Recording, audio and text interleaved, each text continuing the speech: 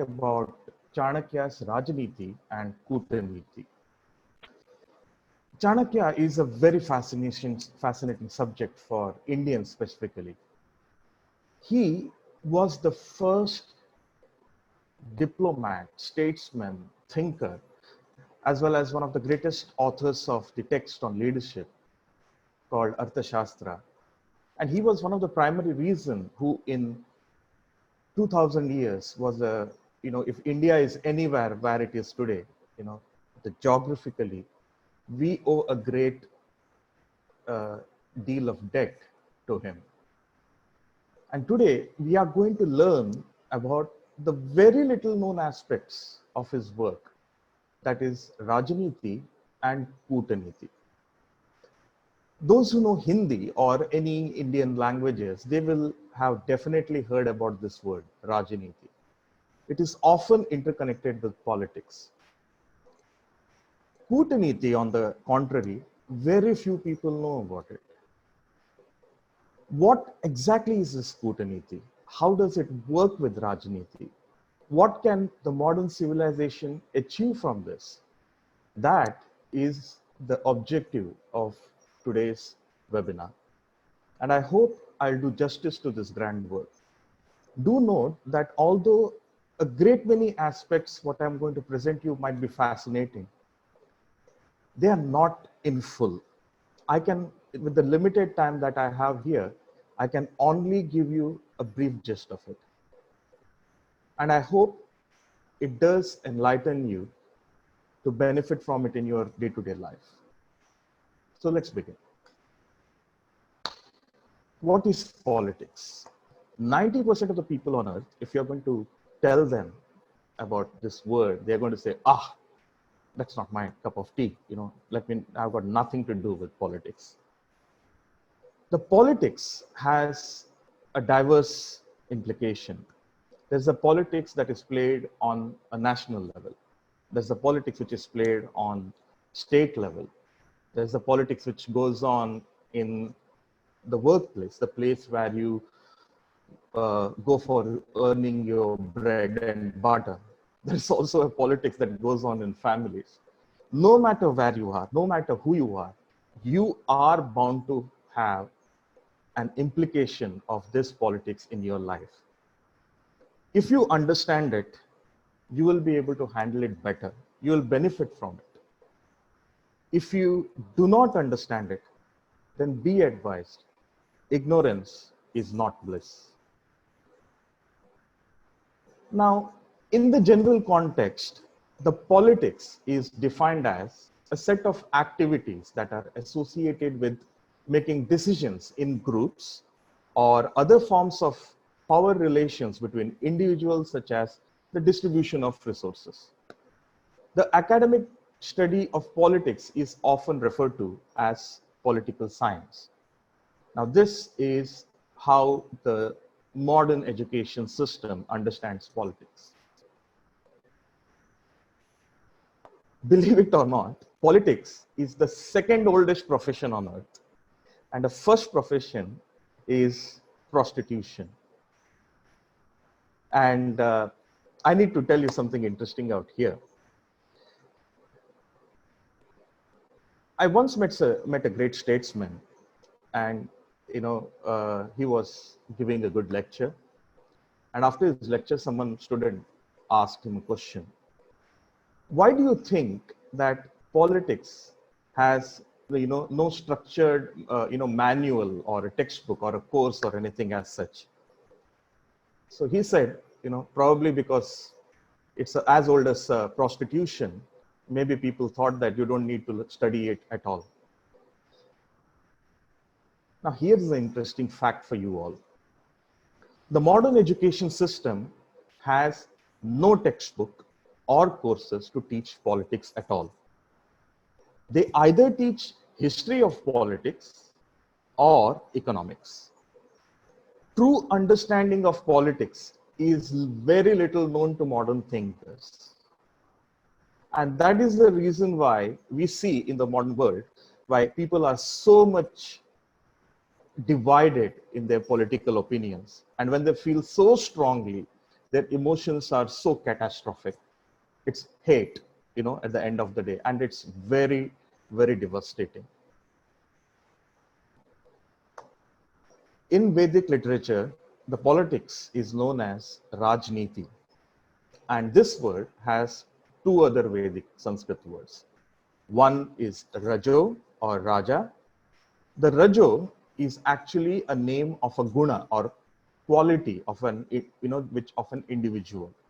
There are basically three gunas: Sattva, that is sagely; Rajo, which is middling; and Tamas, which is very negative.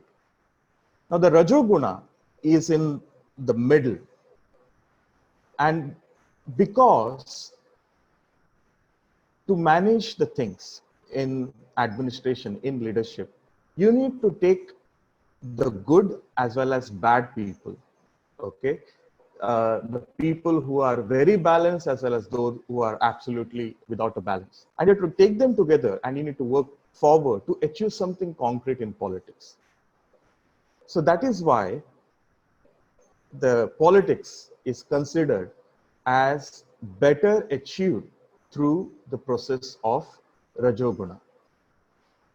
The second word that it comes into play is Niti or conduct. So Rajaniti can be better understood as anything that helps us to manage the things around us at a personal as well as institutional level, to balance things. The objective of politics is to balance.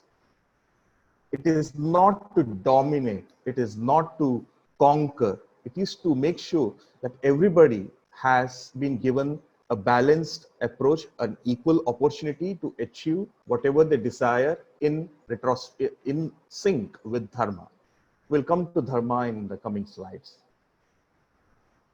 The objective of Rajaniti, according to Kautilya, is to achieve Shakti or power for universal welfare.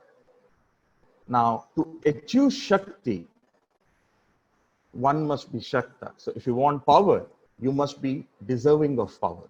The biggest problem we have in our political system today, it doesn't matter the developed world or the underdeveloped or all the third world. Everywhere you have a fundamental issue when it comes to understanding who deserves the power. Not a single textbook, not a single thinker has been able to explain in simple terms who can be deserving of power. According to Kautilya, one becomes Shakta or a person deserving of power only when he follows Dharma. It is very important to know here that Dharma is often mistranslated as religion. It is never religion in the Vedic Sanskrit.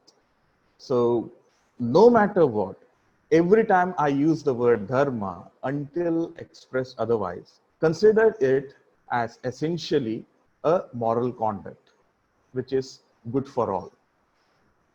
Defining Dharma is very difficult. There is no parallel word in English or any other language which can explain Dharma. In Mahabharata, actually, Bhishma says it is impossible to explain Dharma. On the contrary, he says it might be easier to explain the travesties of life than to explain Dharma. However, in a very simple terms, Dharma can be better understood as a conduct where you don't do anything to others which you don't want others to do to you. So it is principally about not having double standards. That is, in this context that we are going to speak now, this definition will hold a good water. Now, the Rajanitik Shakti or Rajya Shakti has three major limitations. So most people will say that, oh, he is an MP, he is an MLA, Okay, he's the prime minister, he's the president of the United States. He must be very powerful. He must be happy. Oh, he must be able to do everything, you know. So the idea that a common person has about the people with power and in positions of power is sort of delusional. It is never right perspective to begin with. According to the Arthashastra, this political power has three major limitations. The first limitation is that it is dukkha mishritam. Dukkha means pain. It is very painful to hold on to this power. Just look at any political personality today. Just imagine, you may say that, oh, he is in a position of power. But what is the amount of objection do these people have to suffer? Okay.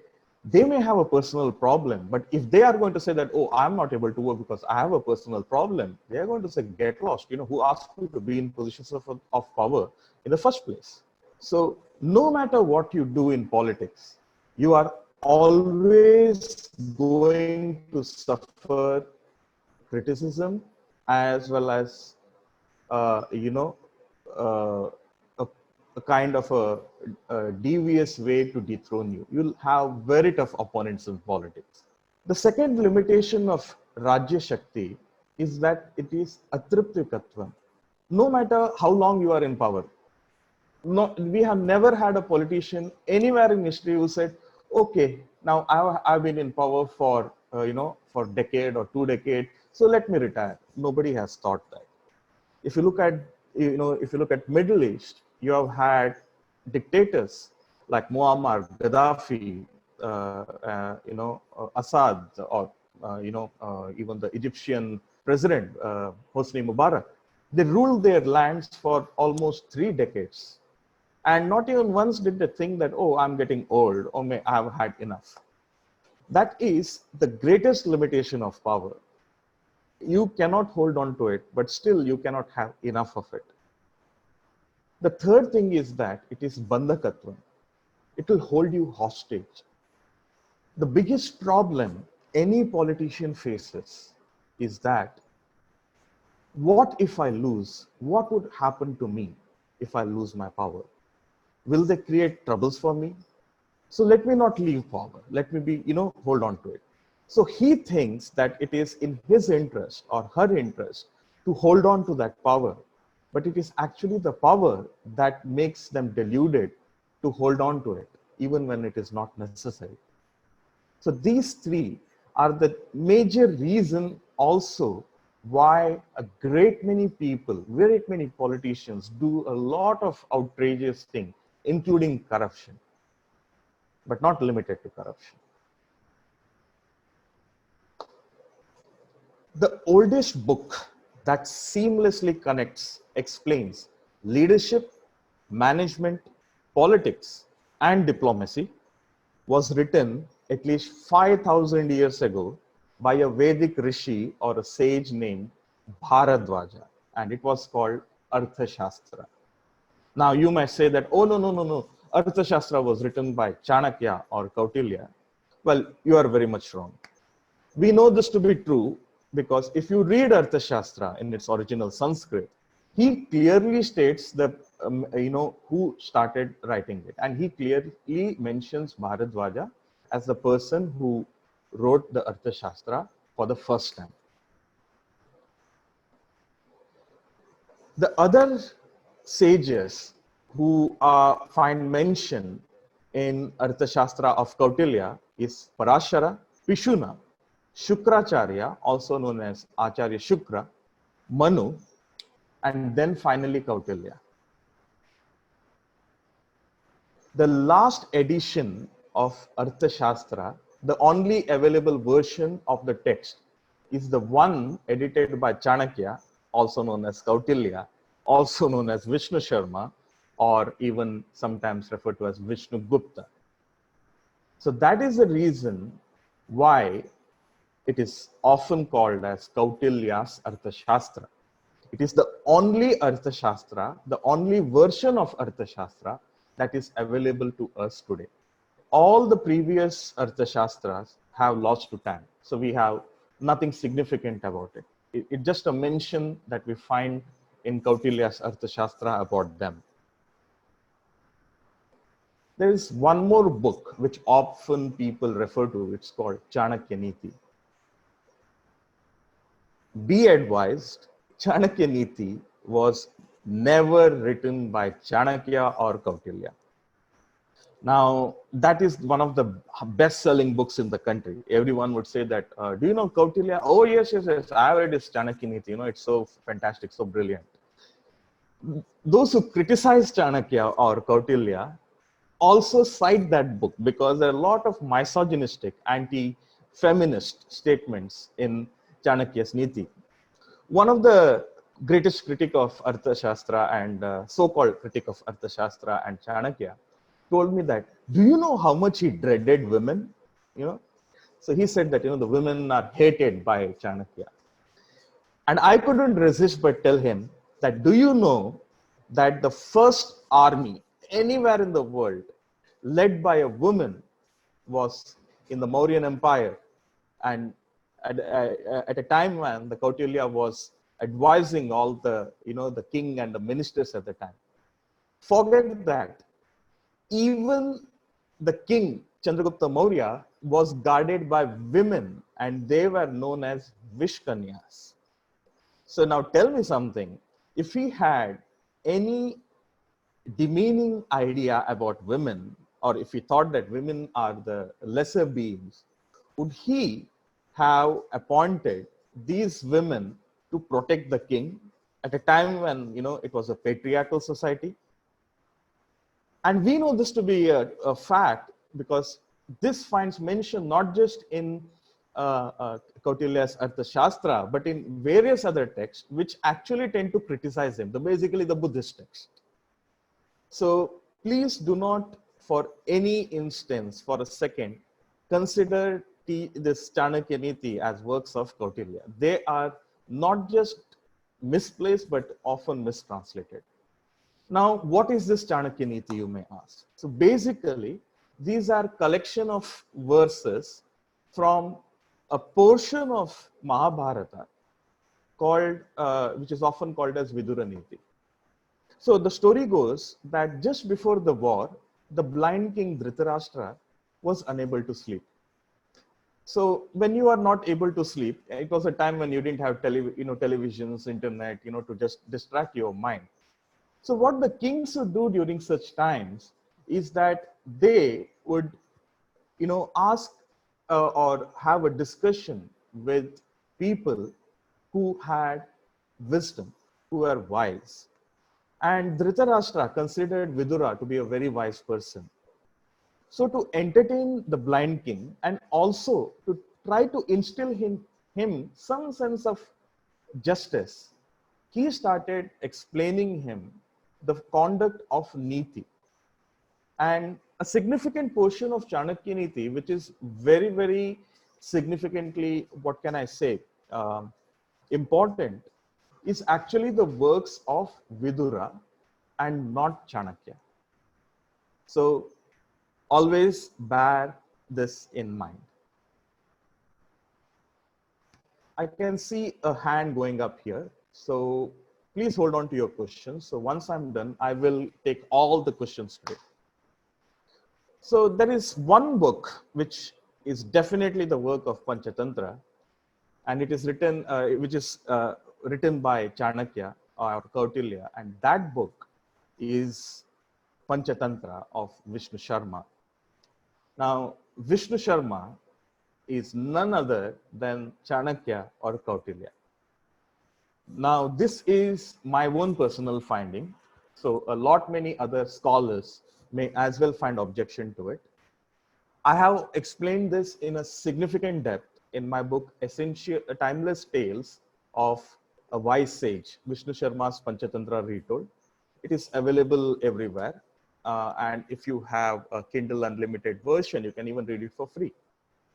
So that Panchatantra is a real work of Kautilya.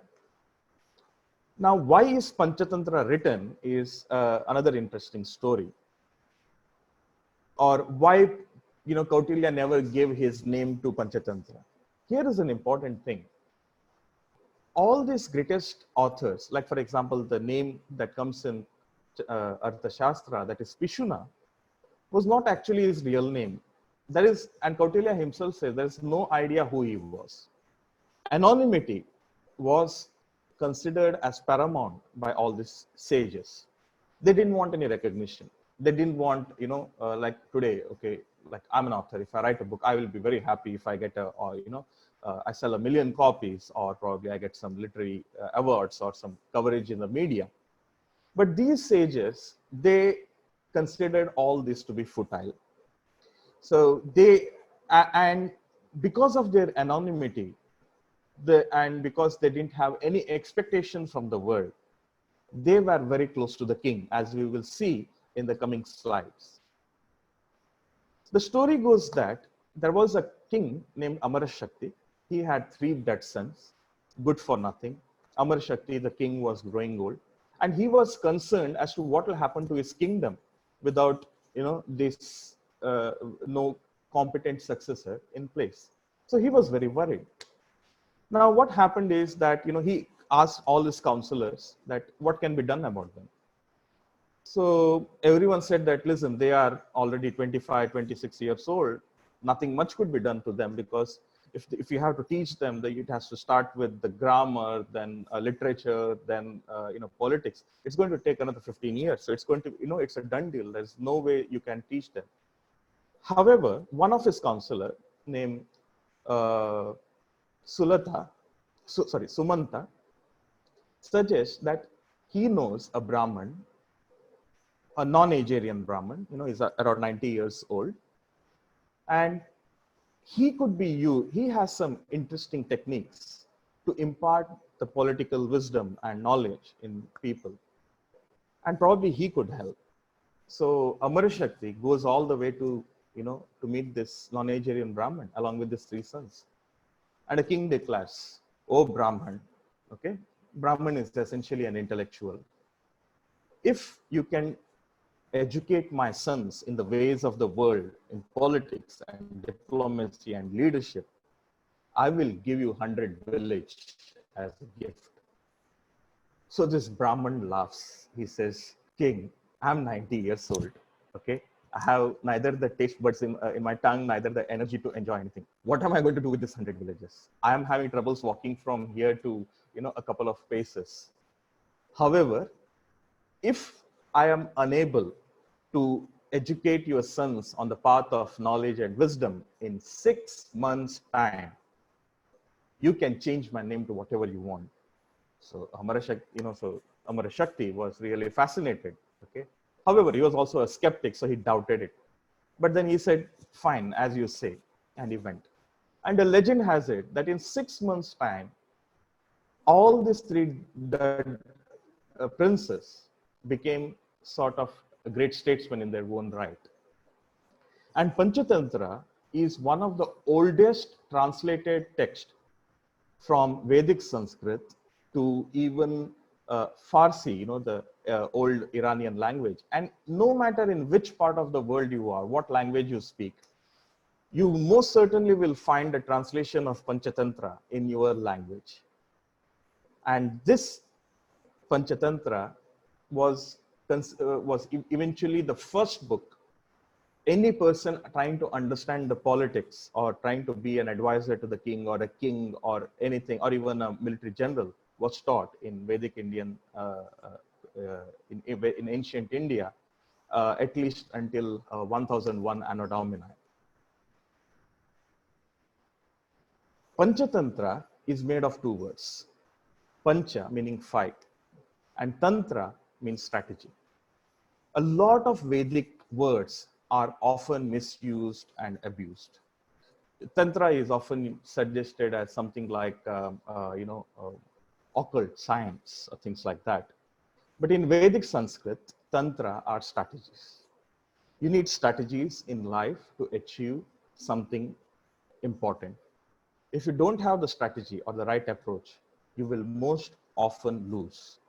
And in Panchatantra, there is no occult whatsoever. So you can be rest assured that Tantra is only strategy.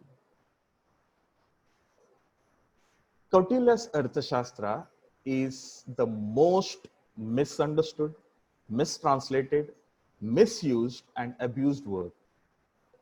Now, why, you may ask? Often, Kautilya is, if you ask any Indian intellectual class or even the Westerners, who is Chanakya? Oh, he was Indian Machiavelli. Machiavelli, Niccolo Machiavelli, the author of The Prince, he lived around 16th century.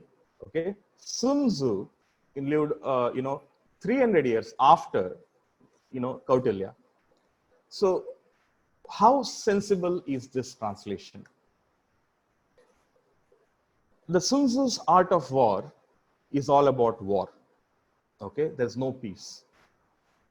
Nicholas Machiavelli Prince is about deception, conniving, and doing literally anything to attain the positions of power. But is Kautilya's Arthashastra to do the same? That is a major concept in Vedic text. It starts all the way from the Vedas to Puranas to Vedas to Upanishads to Mahabharata to Ramayana until Arthashastra. And that word is called Arishad Vargas. So Arishad Vargas are made of three words. Ari meaning detrimental, Shad meaning six, and Vargas meaning qualities. So it is basically 6 detrimental qualities. And these 6 detrimental qualities are Kama or desire or lust, Krodha or anger, Lobha, greed, Moha, infatuation, Mada, ego, Matsarya, enmity. Any person who has this lust, anger, greed, infatuation, ego, and envy is defined by all the Vedic rishis as Rajanarha. Now, you must understand, lust doesn't mean that you cannot copulate with a woman. It just means that you cannot copulate with someone else. Why? Because basically, one of the greatest reasons for conflicts is it's basically sex, okay, especially in the animal kingdom. So they suggested that you limit it. So if some of the kings had 2-3 wives, but beyond that it was banished for obvious reason during that time. Krodha or anger is devastating. If you are going to take any decision in life based on anger, rest be assured you are going to regret that decisions. So anger is always devastating. Lobha or greed is, we have seen what mess it creates.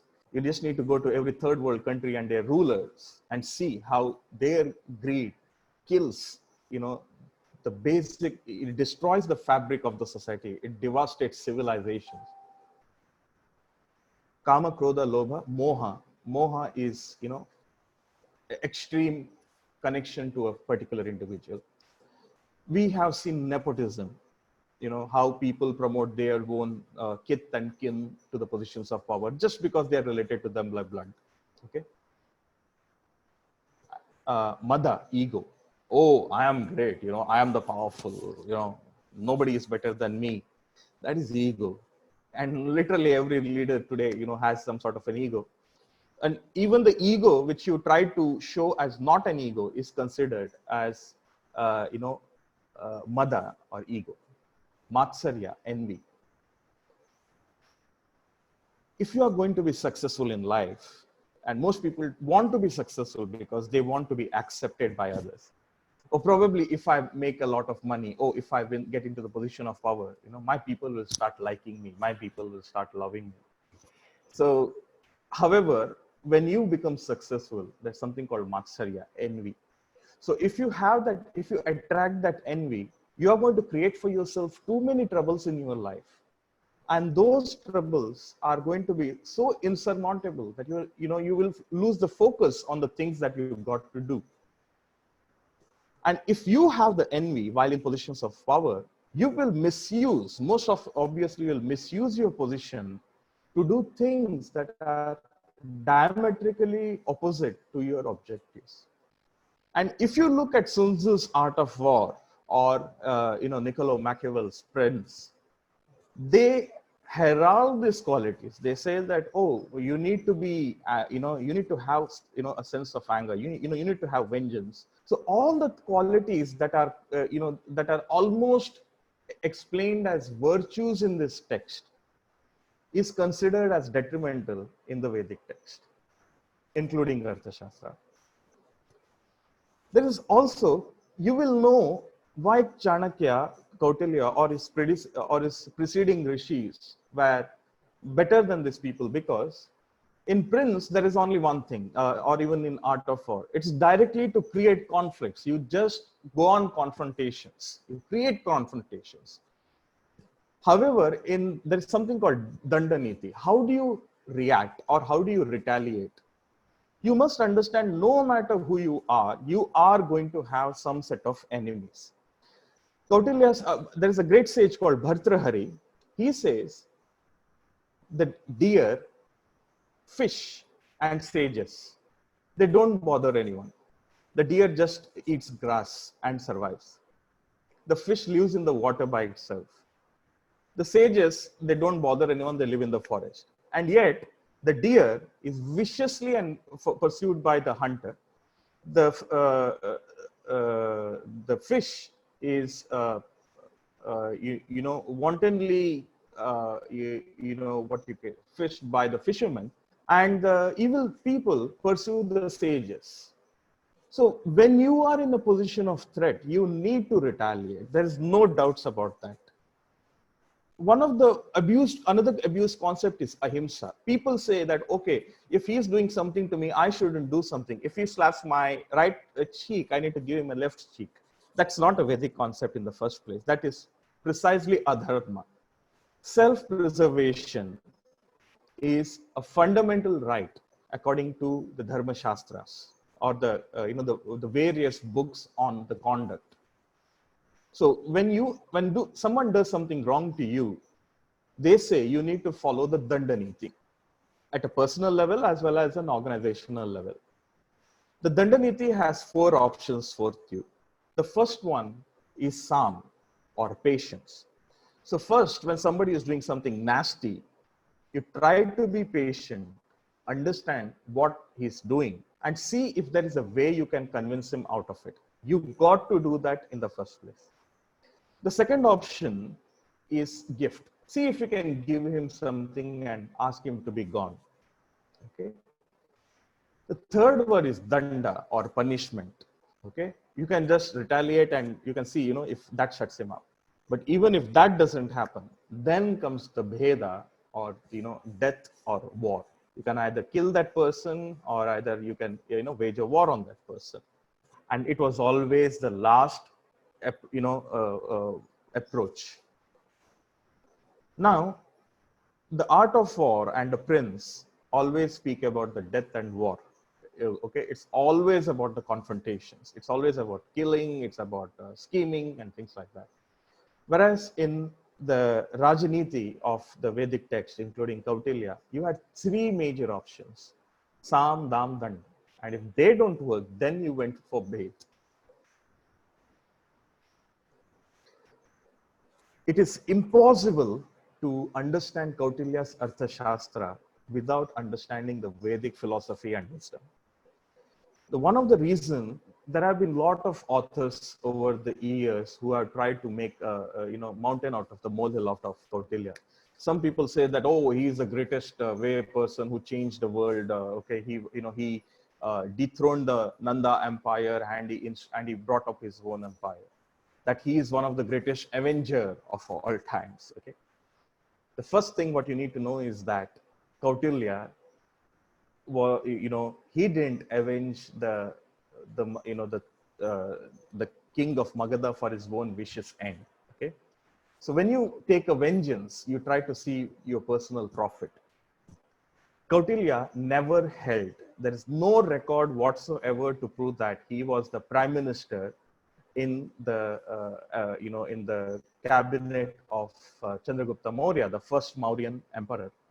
Okay, and he didn't ever say that anything like, it is all about a dog eat dog world. He was a great proponent of peace. He wanted that to be a balanced peace, an avenue for people to pursue their dreams and to do good and to be good. And everywhere in his Arthashastra is an advanced Vedic art form. Now, if you have heard about yoga, Ayurveda, and Dhyana, they are the very fundamental foundations of Vedic knowledge. Okay, if you don't understand the precepts of yoga as a path, not just as an exercise or a gymnastic tradition, you cannot understand the Vedic principles. If you want to understand Arthashastra, you need to first learn what is called as Artha Sutras. Now, the Artha Sutras, for very strange reasons, are often printed at the end of Arthashastra, in all the recent available books.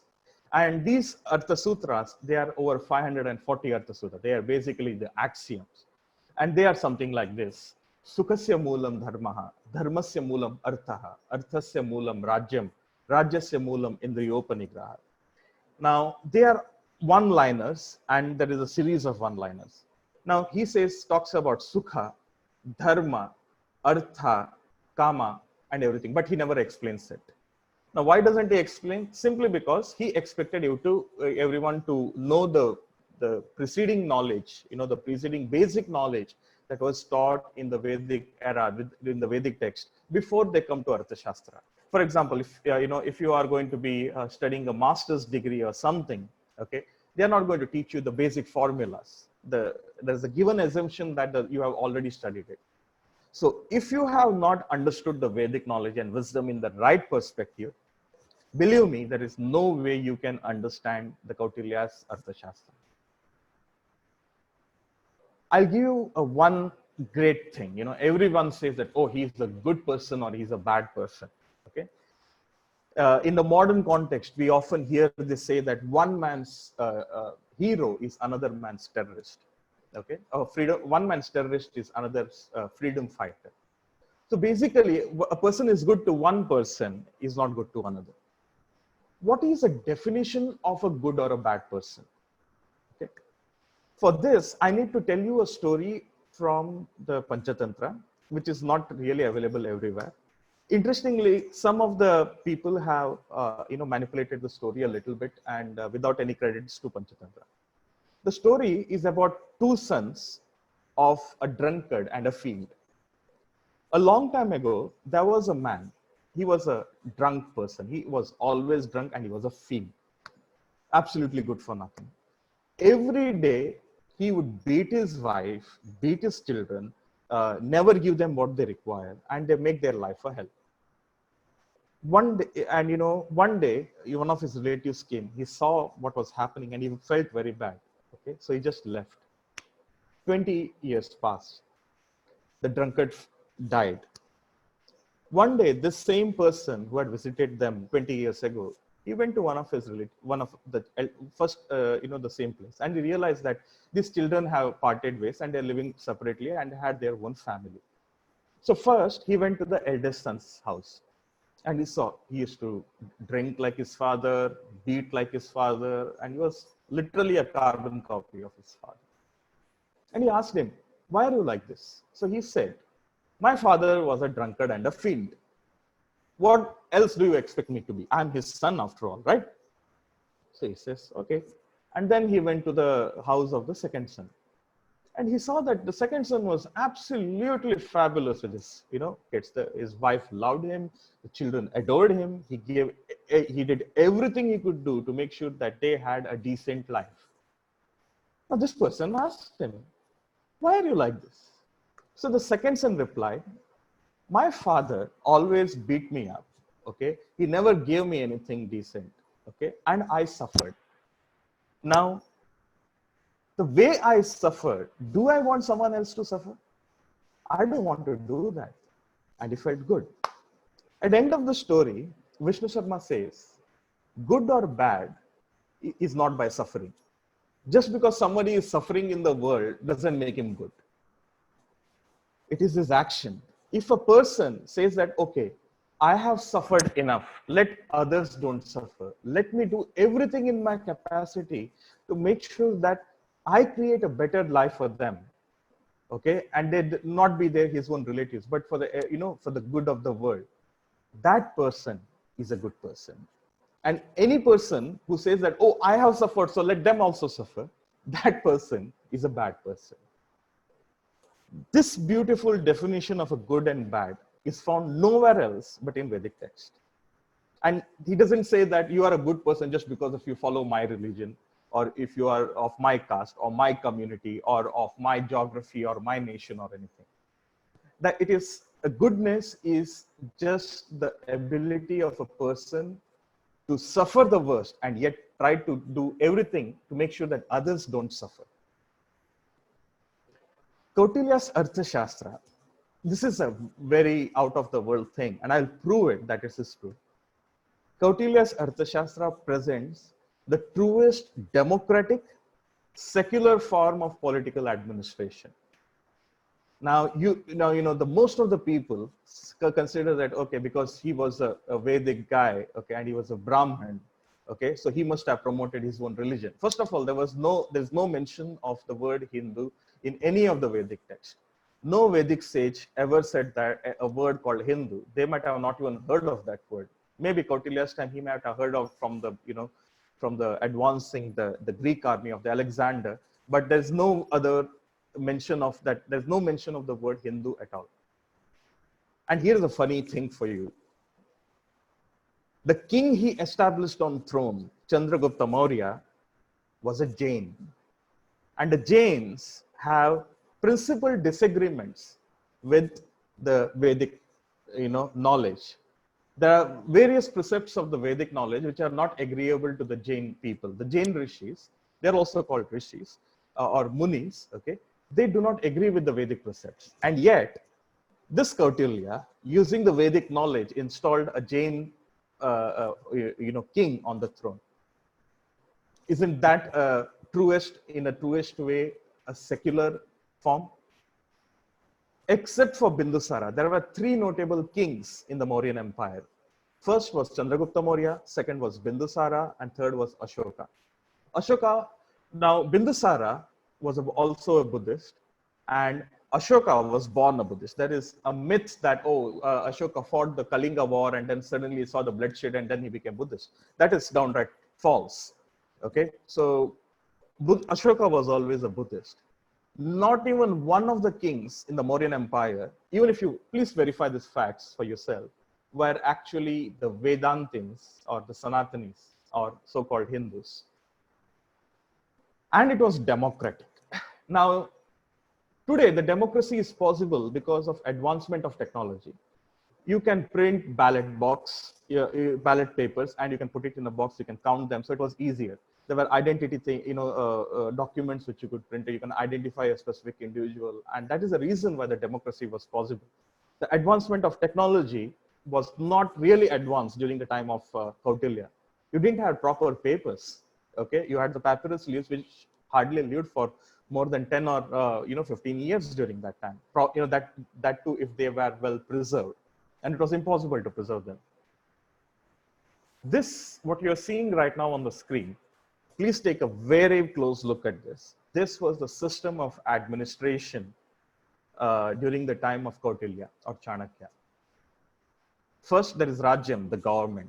The government had three parallel powers.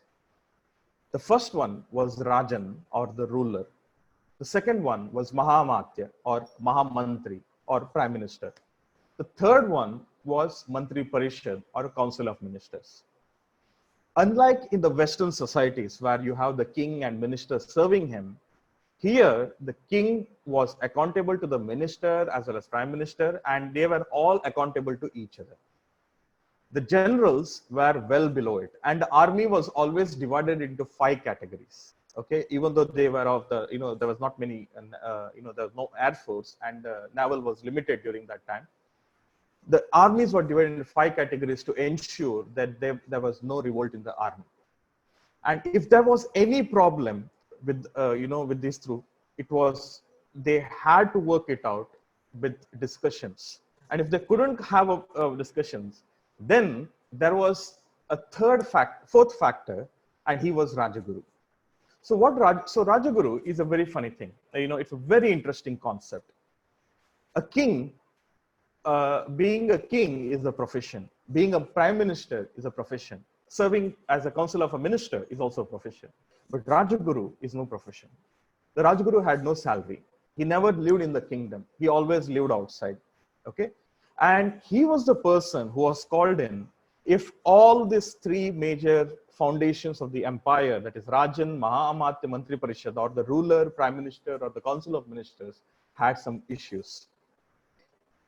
There are various stories in the across the Vedic literature where when these Rajagurus came, and they were essentially the rishis who lived as hermits in forest, the king would, step down from the throne, touch his feet, and make him sit on the throne. Okay, and he would give the justice from that point of view, and he would see that there's no conflict whatsoever, and he would go back. They were, in real sense, called the true power makers, the king makers. And these Rajgurus had no selfishness whatsoever. They were apart, above and beyond. There are also some Rajgurus, like in the case of Vikramaditya, one of the greatest kings, heralded kings in the Vedic era, was a king named Vikramaditya of Ujjaini. And his Rajaguru was his elder brother, who was also a king, and his name was Bhartrhari. Bhartrhari was one of the benevolent king, and one day, for some reasons, he relinquished his throne and he became a hermit. And once he left the, the entire kingdom and the palace, he never came back into it. So anytime Vikramaditya had some dilemma, he had some problem with his running his government, he would go to Bhartrhari to ask for counsel. And these Raja and Rajaguru concepts are across the Vedic text. For example, there was a king named Bharata. India, in Indian language, okay, in Hindi, including Kannada and Telugu and Tamil, it is always referred to as Bharata. Bharata was a name given to this subcontinent during the Vedic times because of a king named Bharata. And Bharata's Rajaguru was Bharadwaja, the original author, the originator of Arthashastra. In Valmiki's Ramayana, for Dasharatha and Rama, there was Vasishta. For Vikramaditya, as I just told you, there was Bhartrhari. Shivaji Maharaj, one of the, the greatest kings of this land has ever seen, he had Samarth Ramdas. Hakka and Bukka, one of the most benevolent, magnificent empire in the South India, to have ever ruled South India, and it also eventually tried to conquer the, the rest of the India, but didn't, hold on to it for a long time. It was called Vijayanagara. Its founder, Hakka and Bukka, had Vidyaranya. And Vidyaranya was the name of a person or a sage named Madhvacharya. And Madhvacharya, he was not the Madhvacharya, the founder of Advaita, but this Madhvacharya was actually a disciple of the Shankara tradition. And he was the seer of the Sringeri Sharada Pita. So for thousands of years, every great king had greater than life individuals to, to mentor them, to guide them, and they were called as Rajagurus. Let me tell you an interesting story, which will give you a clear idea about the idea of greatness in the Vedic times, what it required to be great. In the Vedic period, anyone to be called as a great, or the Vedic Sanskrit word for this is called Mahantam. The Mahantam had two words, Mam or self, Hantam, end. So to become great, you had to quell your selfish tendencies. And if you are unable to quell your selfish tendencies, you are nowhere even close to Mahantam. And Bharata was called Mahantam because although he had 3 wives and 3 sons from each of them, that is 9 sons, when he became old, he had, he interviewed all his 9 sons, and he found out that none of them were good enough to succeed him. He was concerned. He said, like, if I'm going to give my throne to these dunderheads, what was going to happen to my people? They are going to suffer. What am I going to do? So he was absolutely restless. He couldn't sleep for many days. And he tried seeking the counsel from the ministers, his friends, family. Everybody said that you have no choice but to select from one of your 9 sons. He was not convinced. So he finally went to the ashram of Bharadwaj, his guru. The ashram is not like the ashrams of today. It's not a multi-million dollar complex. It was basically a simple hut somewhere in the middle of the forest where there is not even roads and no amenities whatsoever. It was a very humble abode of all these rishis. So he went there and he explained his dilemma to his Rajguru, to Bharadwaj. And he said, Guru, I'm not sure what I'm going to do. My sons, I don't think they are capable of, they are up to the mark to, to take care of my people. So Bharadwaj said, look, son, don't worry. Just take some rest. Live here for a couple of days. Okay, meditate. You will find the answer for yourself. And you must know that you are a king. And when you are in a dilemma, it is much better that you find the solution to your problem yourself instead of someone else giving you a solution. So Bharata agreed, and he started living in the ashram. There in the ashram, a couple of students had come to study from the Bharadwaja. And there was a guy named Bhumanyu who was from his kingdom.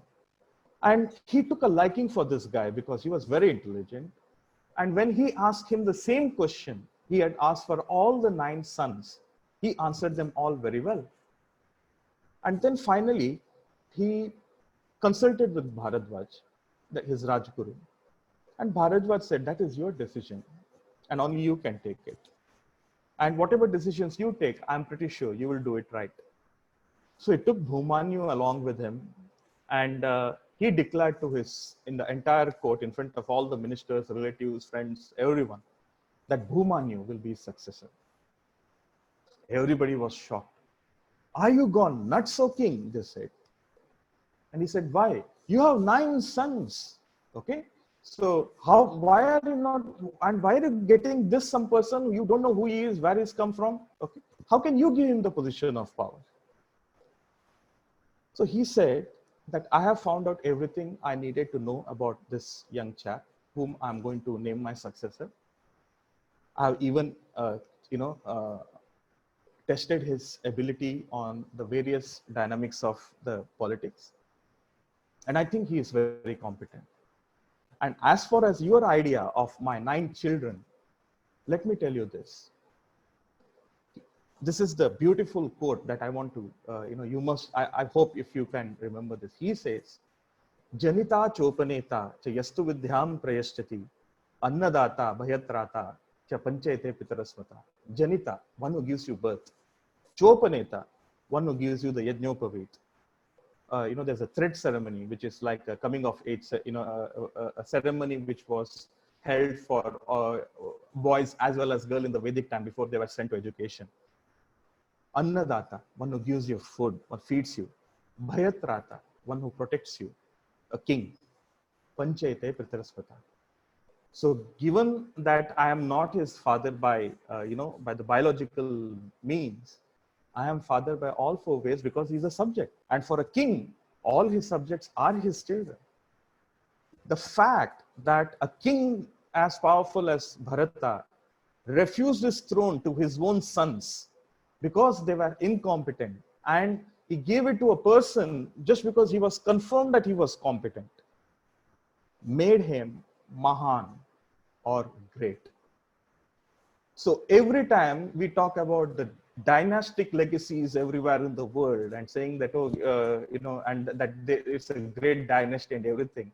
Of course, the dynastic has its own tradition, but the Indian kings often have given their power to people who are more deserving. There was no shred of, of any nepotism in there, mada or moha in them.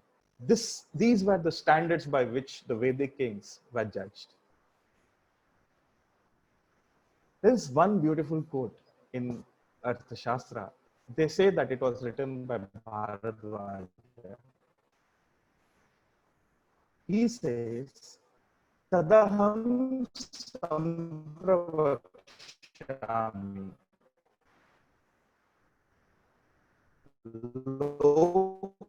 lokanam hitakamyaya yena vijnana matrena. Therefore, tell this knowledge for the universal region. There is no creed, nothing. It is for the universal welfare that I write this knowledge.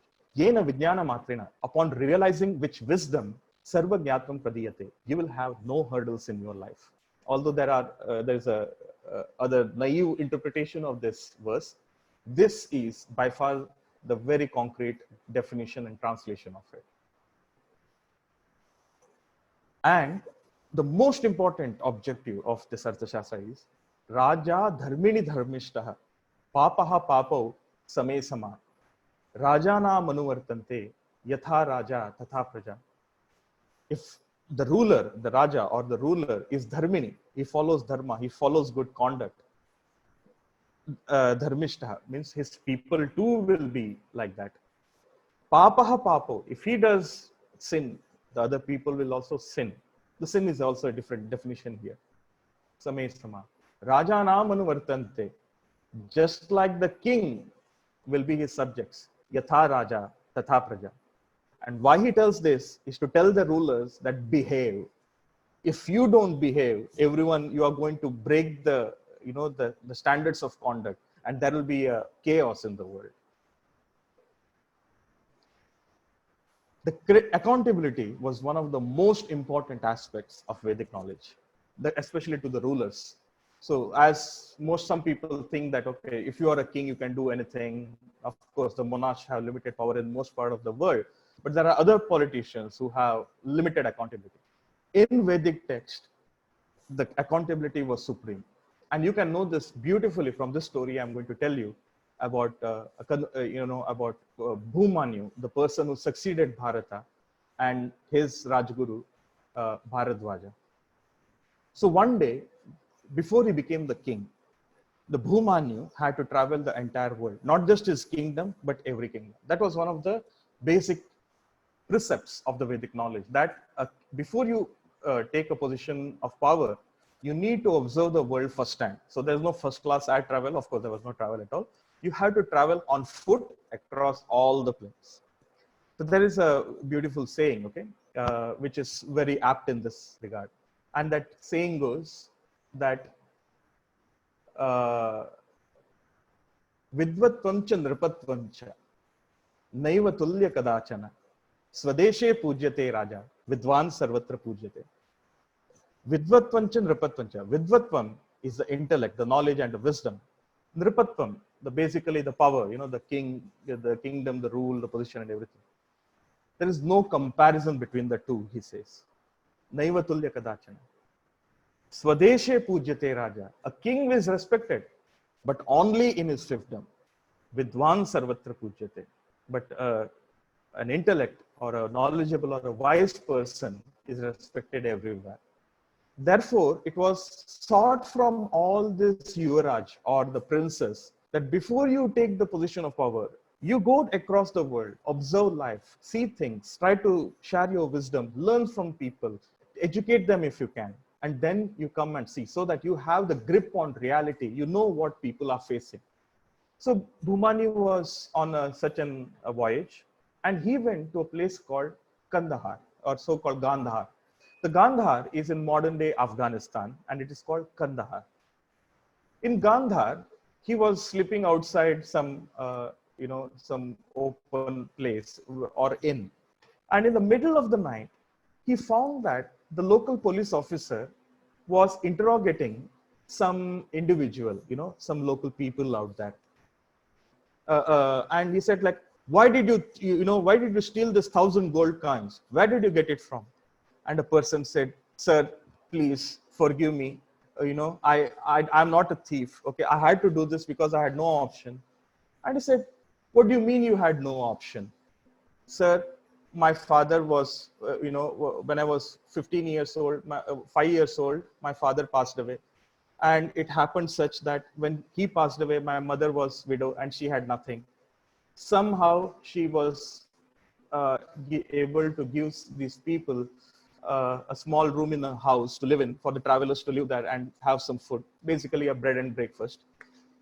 And one day it happened that one day, when she had given some food to a person who was living there, a lizard fell into it and he died. And the king declared that, if you don't bring me, this 1,000 gold coins, she will die. So I had no option but to literally, steal. So then the officer counted the coin and he found that there's one coin more. So the officer said that, okay, I will take this coin for myself. Rest 1,000 coin you can take. And he went. And Bhumanyu thought, what a corrupt bloody officer he is. So when he returned to his place, he met Bharadwaja and he narrated the story. And Bharadwaja said, in front of Bharata, the mistake, the person who is accountable here is not the police officer, never the boy. Because boy had no option. He had to save his mother, so he did what he had to do. It was the unjust punishment of the king. When a king metes out unjust punishment, it only leads to more crime. And so therefore, the king has to be held accountable for this. This is the standard of rulers set by the Vedic rishis. Now let me come to this very interesting topic of Kootaniti. I have read fairly a good amount of books on global diplomacy, politics, and I have been privileged to meet some of the brightest political minds of our times. However, I have barely come across any book or any individual who has any knowledge which can come even very close to this concept of this Kootaniti. The Kootaniti has two words, Kuta, which actually comes from another word called Kutila or covert, and Niti means conduct. In simple words, it is the art of deception through manipulation of perception. Let me repeat this. It is the art of deception through manipulation of perception. For a conduct to be in accordance with Kootaniti, it must conform to the standards of Dharma and Niti. So if you are doing something unto someone else, which you don't want the others to do it to you, then that is not Kootaniti. That is basically, what can I say? That is adharmic. That is against Dharma. So Kootaniti is about using the perceived advantage of an adversary against him. Now consider this. Significant part of the developing world is full of dictators. They come to the position of power. The world government suck up to them for utilizing the resources of the country, because it is easier to exploit the resources of a country when there's a corrupt person. Just pay him whatever he asks for and be done with it. And in turn, he starts persecuting his own subjects. Absolute power, a power unchecked, is always disastrous. It has catastrophic consequences in life. What do you do with them? How do you, as a person being subjugated under such ruthless rulers, how are you going to liberate yourself and the people? There is not one text available anywhere in the world which gives any clear idea about it, except this Arthashastra and other Vedic Shastras. And that knowledge is called Kootaniti. So Kootaniti is a part of Veda. It's a part of Dandaniti. As I already said, Sama, Dam, Dandabhed. Sam, patience. Dam, gifts. Dand, punishment. So without doing even after doing these these three things, you are able to achieve nothing, then you have the bhed. So bhed is essentially, ultimate resort. You go the worst way, war. But if you are going to go for a war, a lot of innocents are going to die. So what do? In such cases, you try to use a Kootaniti to create a situation for the person in power that he has no option but to abdicate or to get rid of him, either one of the two. A person specializing in Kootaniti is called Kootanitijna. So basically, jna means jnatva. So a person, a jnani. So a jnani is a person who is knowledgeable. So a person who understands this Kootaniti is called Kootanitijna. And the objective of the Kootaniti is to nullify or minimize the collateral damage. You make sure that only the person who is creating the problem is punished and neutralized, and not other people. So Kootaniti is also considered as the paramount knowledge stream of Arthashastra. It is also secretive in a discrete sense. So basically, the knowledge of Kootaniti hides in plain sight.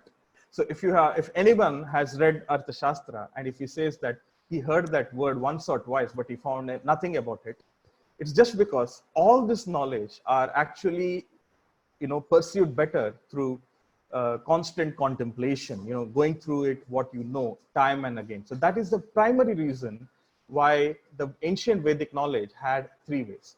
So anything to be called as an education.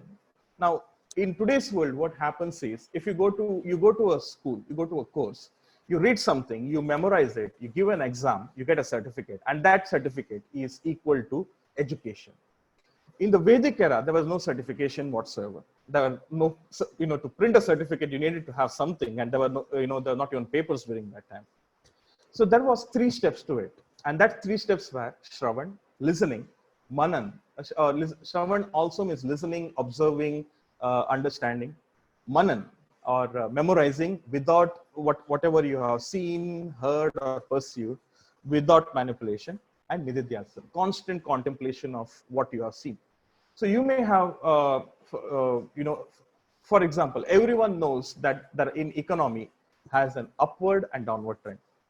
Anything that has gone up has to come down. It's cyclic. And whatever has gone down, it has to go up. It's like an ECG machine. It goes up, down, up, down. Now, when the economy is in a downward spiral, as it is going today, most people will say that, oh, it's a bad time, it's very bad, you don't know what to do with it.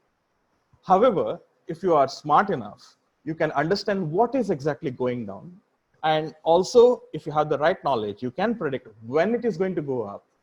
And at that particular time, what you can actually do is that you can pick up the right stocks if you're in the market, or if you are having in a trade, you can identify the raw materials and hold on to it. So when the market is in an upward spiral, you can unleash your products and your shares into the market, and you can get a brighter price.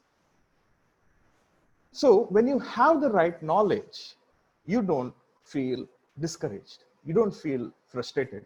You won't say that, oh, I just lost my job, my life is gone. Oh, what will I do? My business is not doing well. I have to pay, loans and things like that. Basically, the knowledge is anything, the wisdom is anything that gives you the ability to get into it. And the wisdom cannot be achieved just by reading something. You need to, there's a difference between knowing. So when you read something, when you get a certificate on management or doctor or anything, you just get the certificate. You know that, okay, if something like this happens, this is what you need to do. But you will not be able to really comprehend it until you have done it. So that is from knowing to understanding, then you understand it. And then there is realizing. When you have a realization, you will find more ways than you have already read, okay? And you'll be able to invent better things up there. So it is only when you understand the concepts that are given in the Vedic knowledge, which is followed by the Arthashastra, and then you constantly contemplate and practice this knowledge in your day-to-day life, that you will be able to see the real knowledge, you will be able to truly understand this concept of Kootaniti.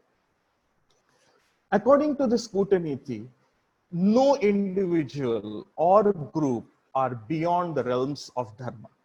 That is, if somebody is even if an individual is breaking the the dharma or the the nature of good of the standard conduct for welfare of all, or even a group, okay, there is no right for these groups to survive. And therefore, if dharma is transgressed or abused, it becomes the obligation of the person custodian of the Kutaniti to do everything in one's power to establish dharma. So once somebody has understood this Kutaniti, and believe me, according to this rishis, a person who is having a Kutaniti will be able to uproot anyone. Kautilya says that he was able to uproot Dhanananda simply because he was able to understand Kutaniti, and he integrated. And you must understand, the Dhanananda or the Nanda Empire was only a small portion of the empire which the the Mauryas created. And the Mauryan Empire was all the way from Afghanistan in the west to Burma and Myanmar in the east, and from Kashmir to the north to all the way until modern day Karnataka and the tip of Karnataka in the south. And it was a time when there was no communication signal, and yet he integrated this all empire without many wars. There is no evidence anywhere to suggest that the Mauryan Empire, took his emperor, took his army, and went on conquering the kingdom. The entire India was integrated into a unified force, a unified kingdom of Mauryas by the sheer application of this Kutaniti. According to Vyasa's Mahabharata, and remember, the Kutaniti doesn't just appear in Arthashastra, but it also appears in Vyasa's Mahabharata. And Vyasa describes Krishna as the greatest Kutaniti. There are two things about Krishna in Vyasa's Mahabharata you must know. In the battlefield, okay, most people who have read Bhagavad Gita, in Bhagavad Gita, the Krishna always says that, okay, Arjuna, pick up, make war, stand for your right, do what is right and everything. I have always held that you cannot understand Krishna by Bhagavad Gita. If you want to understand Krishna by Bhagavad Gita, it is going to be an incomplete Krishna, because before that war, Krishna did literally everything in his power to make sure that there is no need for a war. He even went to Suyodhana, or so-called Duryodhana, and said that give me 5 villages to my cousins, Pandavas, and let's be done with it. And it was Duryodhana who said that I'm not even, forget 5 villages, I'm not even going to give Pandavas 1 square inch to hit a nail. And when he was that adamant and everyone was following him, he had no option but to go for a war. And in the war, the Pandavas had the weakest army in comparison to Kauravas. Krishna's own army, his own people were fighting against him in the battlefield. So, just imagine that situation. And with such a little thing, in his thing, he won the war for the Pandavas, even without raising a single, a chakra or even any of the weapons. That is the power of Kutaniti. The another thing that Krishna's early life in Vyasa's Mahabharata teaches is that there's a one word they always use for Krishna. It's called Ranchod. So Ranchod could actually be understood in any other language as an abuse, because Ranchod means one who leaves the battlefield. Okay, so there is a story of Shishupala, who came on attacking Krishna, 99 times. Okay, and every time he came, the army grew bigger. He just wanted to kill Krishna and devastate his place of Dwaraka. So what Krishna did is that every time he would know that Shishupala is coming, he would simply ask his people to pack up their bags and go on on some good place for a outing or tour or something. So there was nothing to fight at that time.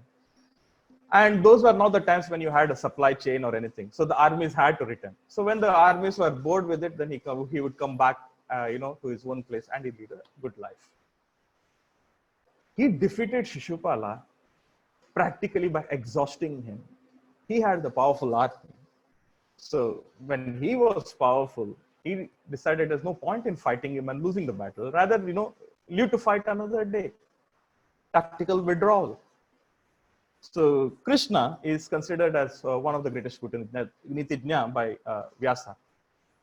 Now, while Rajaniti, Mantri, and Tantri are professions, Kutanitijna was not a profession. You can't say that, oh, I'm a Kutanitijna, and so I'm going to come to you, you give me a fees, or you give me a prize or something. There's no way out. The king had his remuneration, the mantris were paid a salary. There's also called Tantris. So Tantris are a very little known people, and they were always hidden for all good reasons.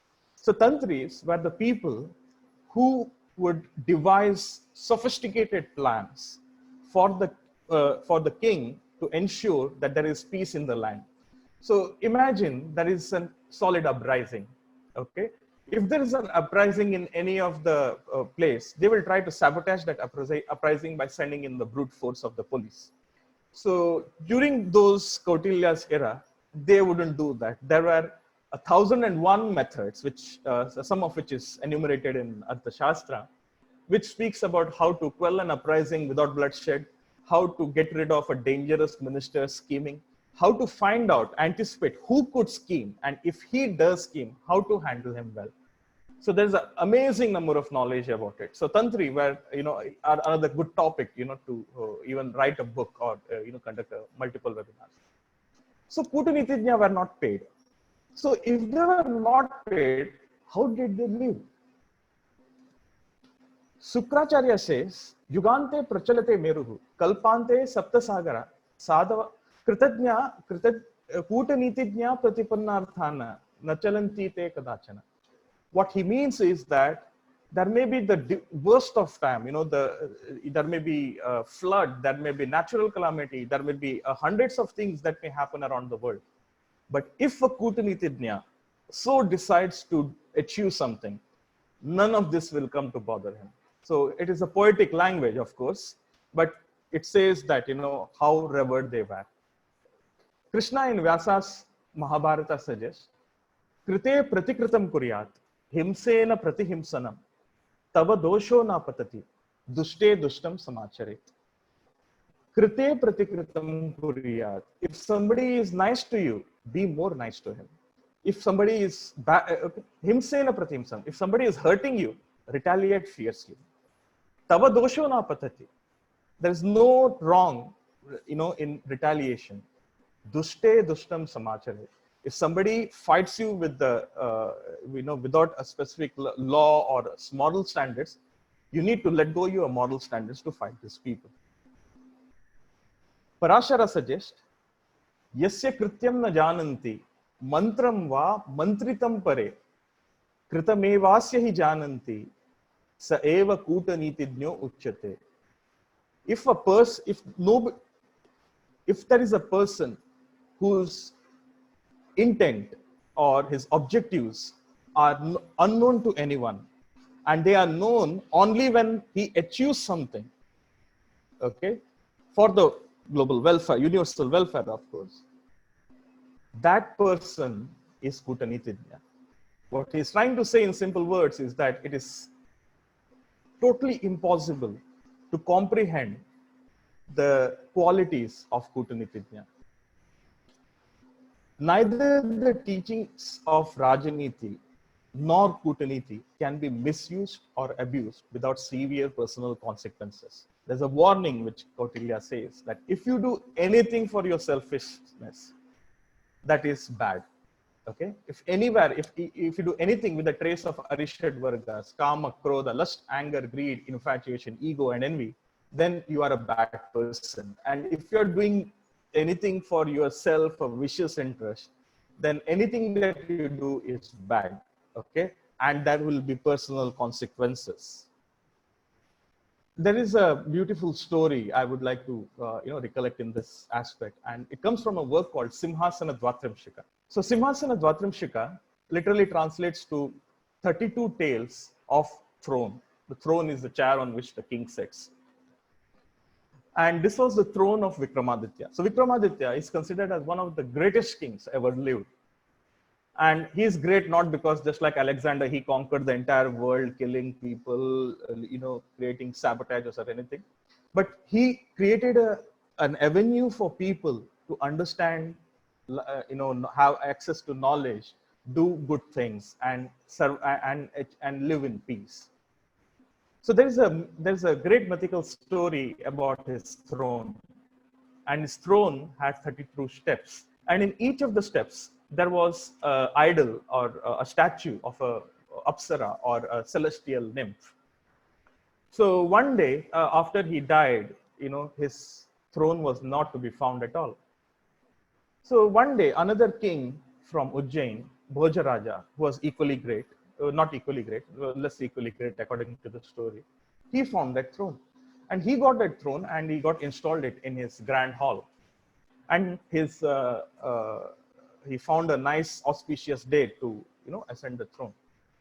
So when he was about to ascend the throne, one of the the celestial nymphs in the form of this statue came to life, and she said, "O Bhojaraja, this throne belonged to the great Vikramaditya. He was a great king who achieved great feats, and he has helped a lot of people across his lifetime. Okay? To sit on this throne, you must be equally great. Are you great?" He said. So Bhojaraja, said that, "Yes, I feed 2,000 Brahmins. I feed the people. I have the greatest thing. I have done this. I have done that." He started boasting. And the nymph and the statue said, "A person who is great never calls himself great. You are undeserving of this throne. Now be gone." So there are other stories, more stories which are equally more fascinating, but they're going to take a lot of time, so I'll stop it out here. So now let us start our question and answer session. So do we have, okay, so can you ask me some questions here? Okay, thank you for all your good wishes out here. Okay, so Rohan Mahajan says, who is the author of Chanakya Niti? As I said, it is a collection of and mistranslation of a lot of work, including but not limited to Vidura Niti, Shukra Niti, and there is also something called as Parashara Niti. And the translations are totally not up to the mark. Is the session recorded? Yes, it is recorded. So anybody would want to raise a hand to ask a question? I'll be more happy to give you the.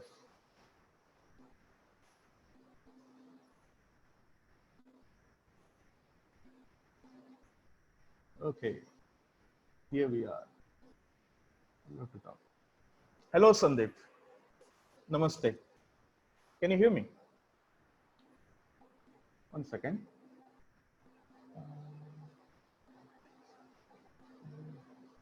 Hello. Yeah. Sir, am I audible? Very much audible, Sandeep. Sir, my doubt is how to choose a guru. Guru, okay.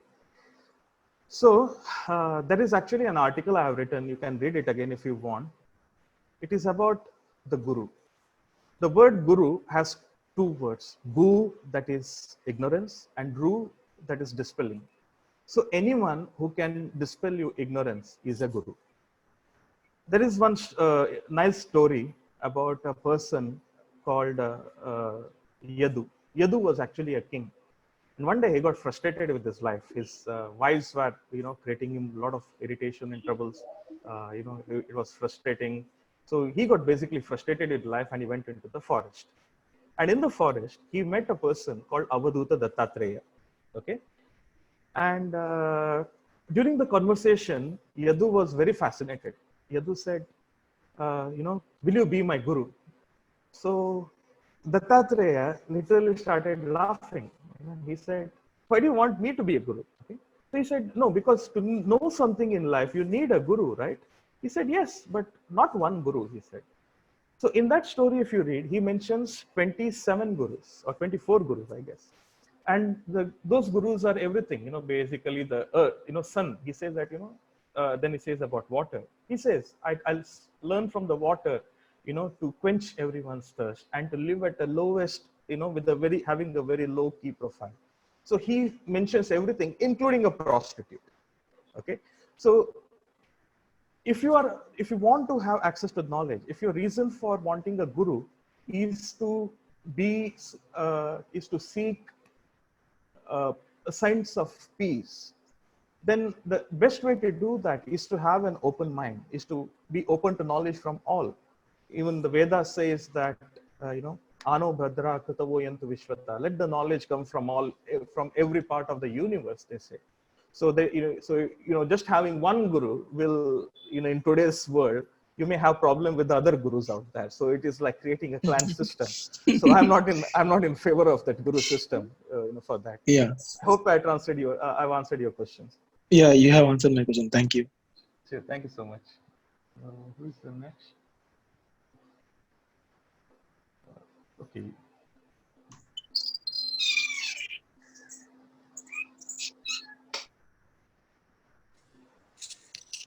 Okay, so Pragati Singh, hello to talk. Hi, Pragati. Hi, sir. How are you? I'm doing good, thank you. Right. So, sir, my question was that is it still worth reading books like Panchatantra and Arthashastra in today's life? Like, is it still relevant in today's date? Okay, so there are four aspects in knowledge when in education, according to the Vedic rishis, and these are data, information, knowledge, and wisdom. Now, data, information, and knowledge are called jnanas, okay, and they are time sensitive. So if you ask who is the Prime Minister of India, we can say without any confidence that it is Narendra Modi. It is true. But it is true only until for, let's say, another 5 years or another 10 years or whatever. So someday, at least he will not be the Prime Minister in 2090 or anything. So that is not knowledge. That is a time-sensitive information. So if you are confusing the data, the information, then they are time-sensitive. There's no relevance in that. So Arthashastra, most people today read to understand the kind of administration there was during those, during those times. What kind of people there were, what kind of, how the administration system gone and things like that. Those aspects of Arthashastra are no more useful. They may give us some perspective, yes, but they are of no use. What is of use is aspects like, the concept of mana, the mind. How much has the human mind changed? If you look at 1,000 years and if you fast forward to modern day, everything is still the same. We have anger, lust, anger, greed, infatuation, ego, and envy. They are same. The human mind has not evolved at all. The Kautilya's Arthashastra, Vishnu Sharma's Panchatantra, they concern themselves with the mind and aspects of mind like leadership. They have not changed. On the contrary, if you look at them, they have more information what you have against other people like modern education. Like when I started Vedic management, a lot of people started asking me, why do you want to get into Vedic? It's a bygone thing. So I just answered them. The modern education system, so-called modern management theories, they were a product of 17th century, post-Renaissance and the Industrial Revolution. And now just look at it, the Industrial Revolution had something like line production and things like that. And our education that we are following today is a direct representation of that needs and demands of the industry during that time. Now that is the reason why, even if you have the best degrees, you don't know what to do at the time of recessions that is already hit us right now. So to answer your questions, a great many aspects of these texts are not relevant, but the aspects with respect to the leadership, management, politics, and wisdom, they are bang on. That is, I can assure you, if you just read all my articles, and you must, I need to tell you this, anything I write, they are not my original ideas. They were the works of these great rishis. So it's so brilliant, and a lot many aspects even fascinate some of the brightest professors even today. I hope I have answered your question. Yes, sir, and I have a follow up on that. So can I? Sure, sure. Please go ahead. Yeah, so I wanted to say that since these books specifically talk of subjects such as leadership and diplomacy, so as youngsters in today's generation, if we want to follow the path of dharma, so what is it that we can do to learn the right path? Because we don't have that kind of exposure to that kind of knowledge today. So is it something that we should read or some person that we should listen to, something specific? Okay. So what you are asking is, how can you, basically your question is about how can you benefit from this knowledge, correct? Right, kind of. Okay. So let me tell you a simple thing. Uh, in your education system today, you are being compared, right? There's a comparison everywhere. How much marks you Right. have got, how much marks he has got. And even after getting the best marks, even the best, ranks or whatever you get, do you have any assurance of a life of peace? Do you achieve peace in your life? Is there any guarantee that you'll achieve peace? No, sir. Okay. So, on the contrary, there is one assurance that all the Vedic rishis says. They say that if you understand this, okay, actually Vyasa says it in a nice way. If you understand dharma, artha, kama, and moksha, there's a purushartha, the four things in life. And dharma, in very simple way, is not doing to others what you don't want others to do to you, and trying to do everything good, in some ways. And all this story and all these dharma shastras are essentially stories. I would just say that, just read these stories. That's most of the, I've given some of the stories on my website. You must have at least 50, 60 stories there. Find some time, read it, see if it makes difference. The one thing, all the Vedic Rishi says is that everyone has to find his own path, and you cannot copy someone else's path. So what is good for a goose is not good for a gander. So that is why there's a lot of complex thing. But you need to, what I would suggest is just start reading, read everyone and start questioning. So just when you start questioning, you will get your answer. Maybe not today, maybe not in 1 or 2 years, but someday you will get it there. I hope this was helpful. Yes, sir, it was. Thank you. Thank you so much. Okay, so hello, Siddharth. Hello, Mahesh. How are you? I'm good. How are you? I am also good, sir. It was really nice listening to you, and your knowledge and your vibrancy towards the Vedic Dharma is really plausible, sir. Thank you for sharing it with us. Thank you so much. So I am always like, I always prefer to ask right questions to whatever things, and I was always anti-establishment. So whatever things people say ki you have to do it this way, so I used to always think, why are you having a stereotype in your mind? And there are like several ways of doing it. Okay, so same way the current constitution of India, what I feel is, when such like such laws and rules were applied and tried and tested in like maybe thousands of years ago, and we are having like like it's a whitewashed technique or a whitewashed principle. Okay, so this principle has been tried and tested several times, and you apply it in any, like, it doesn't matter in which yuga, but if you're applying, so the result has to come like the way it has to come. Okay, so why was such important laws and such important nitis and books, when was it, when did it start its destruction, and when was such Chanakya Niti and such laws used for the last time? Okay. Uh,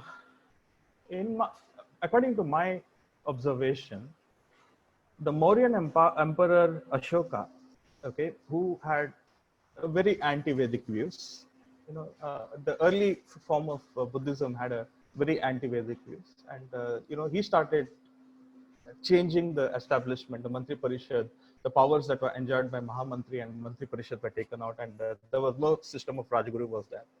So he undid a lot of things what Kautilya had established in Maurya, and from there on, if you see, the Mauryan Empire began its collapse. However, the knowledge of the Arthashastra went on until 1001 Anno Domini. That was when, if you look at the kingdoms in Kashmir, there's a beautiful story you must read sometimes about a Kashmiri queen named Didda. Okay, she was absolutely called ruthless, quote unquote. But if you look at her, significantly, she followed the precepts of the Kautilya's, Niti and Rajaniti and Kutaniti. So I think around 1001 Anno Domini, and the queen like Didda, she resisted the invasions of the Arabs for a long time, and it was a very powerful kingdom, of hers.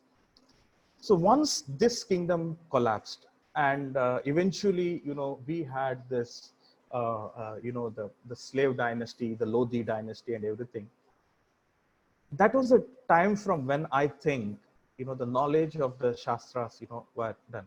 However, there were some kings like, Akbar, who had some inclinations for this, but it was not largely implemented because he had an obligation to go with this jizya, his own religious law and things like that. So I think it started, the implementation of the knowledge stopped as we know it around 1001 Domini, after the Kashmiri dynasties, started collapsing. Okay, sir. I hope I So answered your question. yeah, but like if such knowledge was like, I want to know only it was available for the kings or it was also available for the people. Because Okay, if it was that available for is the people, go ahead, go ahead. then like everyone has to be a leader himself. So even if the dynasty has been collapsed, so amongst the people there has to be someone who has to take the responsibility and establish the dharma once again. So why did not that happen? Okay, see, as I said, the life is cyclic. Okay, what goes down goes up, goes down goes up. So you cannot change that equilibrium. Okay. The second thing what you must understand is that after 1001 AD, we had all these invasions happening in the land, and people didn't have access ability. See, to have education, you need stability. Okay, you need security. When you don't have security and stability, then people will only struggle for food. Ahara, Nidra, Bhaya, Maituna. These are the four things which people will struggle for. Ahara is food, Nidra is sleep, Bhaya is fear, to protect them, and Maituna, that's having pleasure. So it is only when these four things are satisfied to a certain extent that you will have the desire for knowledge. But when your entire Indian subcontinent is being attacked day in and day out, okay, that you are displaced. For example, there was a great displacement after the Ghazni invasions. The temple were desecrated, and after that, you had the Kashmiri dynasty is gone. So everything. So you don't have a place to stay. You don't have a place to live. So during such time, it became impossible to hold on to this knowledge. And what the Arthashastra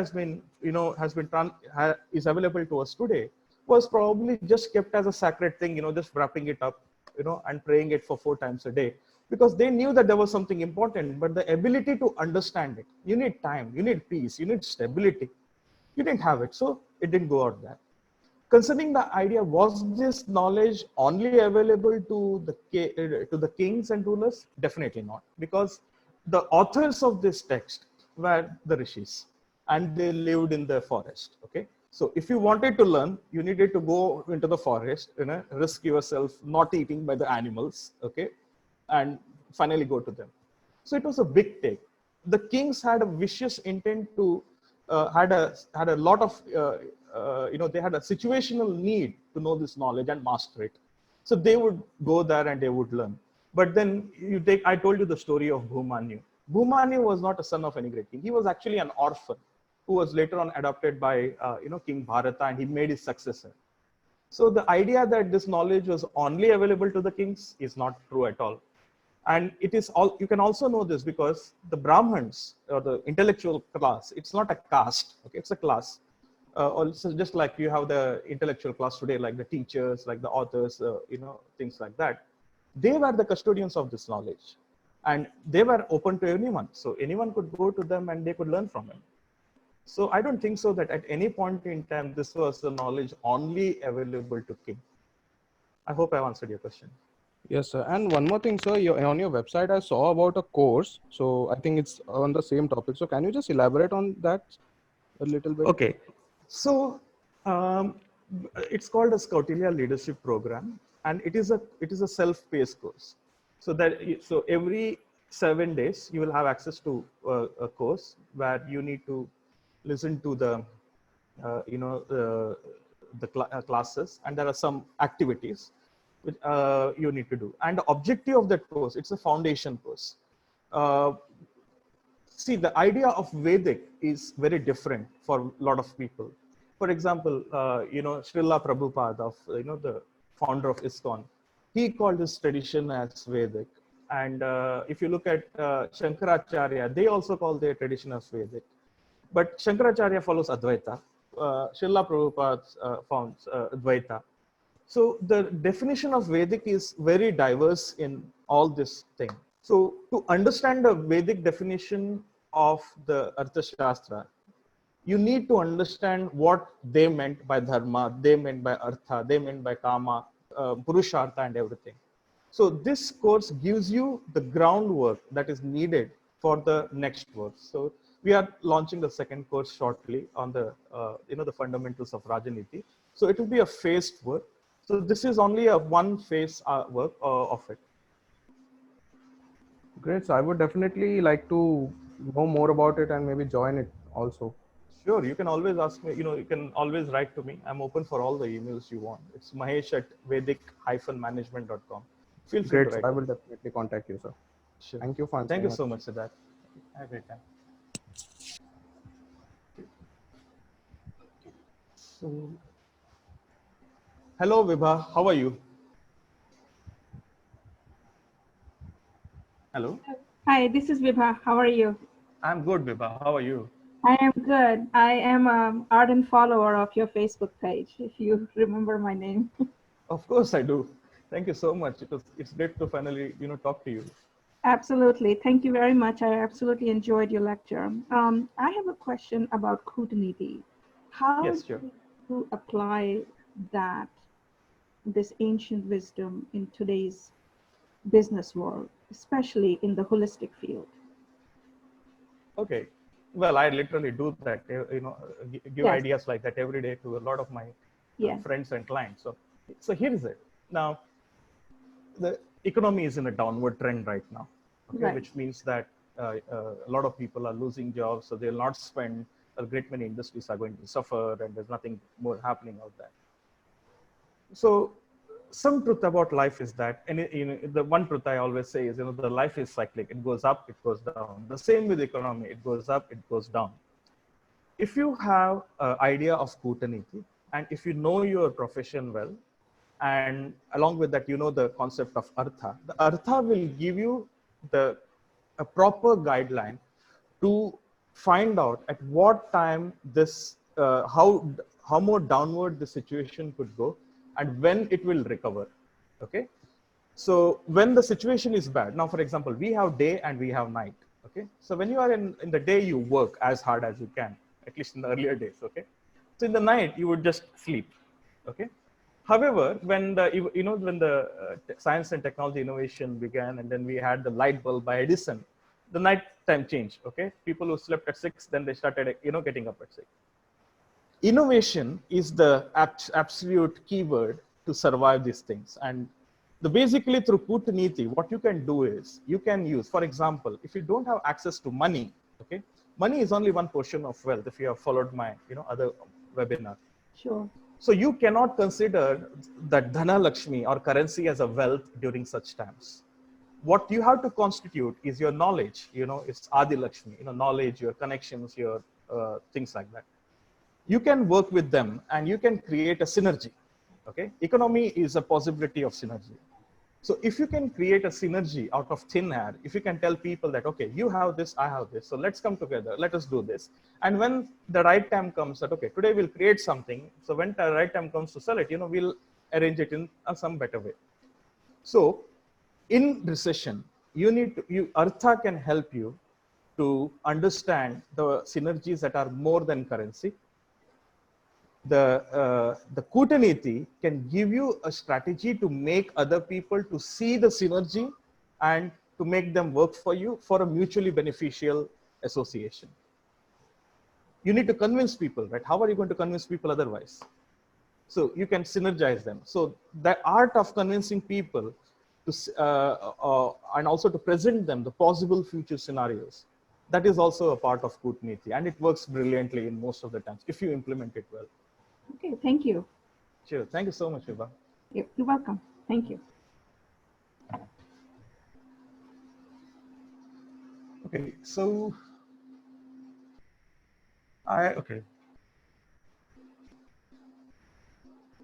okay, so I have some chat here, so let me insert that. So Anil Kumar says he's from Vizag, India, and yeah, I'll be happy to answer any question you have. You can always write to me at my email, mahesh@vedicmanagement.com. Okay, Drupad Bhatt, where do you find articles written by you? Okay, you just need to go to my website. It's Vedic Management Center. It's www.vedic-management.com. So, okay, so I have taken more than a lot of your time. You are already reaching a second hour. So before I go, I need to thank a couple of people. I need to thank my mentor, my guru, my friend David Frawley, my good friend Dilip Venkatraman. So both these people have encouraged me to do this. I never thought that I would have audience, such a great audience like you. And I would like to do this for more. You can always suggest me some topics to do this, and it will be wonderful. And before I go, I just need to let you know that anything good that you have found in my words, my books, articles, or anything, all the good, I give the credit to the rishis and rishikas. There are also some Vedic women sages who are called rishikas. And any wrong interpretations, you can always blame me for that. And I'm so glad that you have been, you have come out in open and you have stayed here for 2 hours, 93 people. So everyone, thank you so much. Pranam and namaste.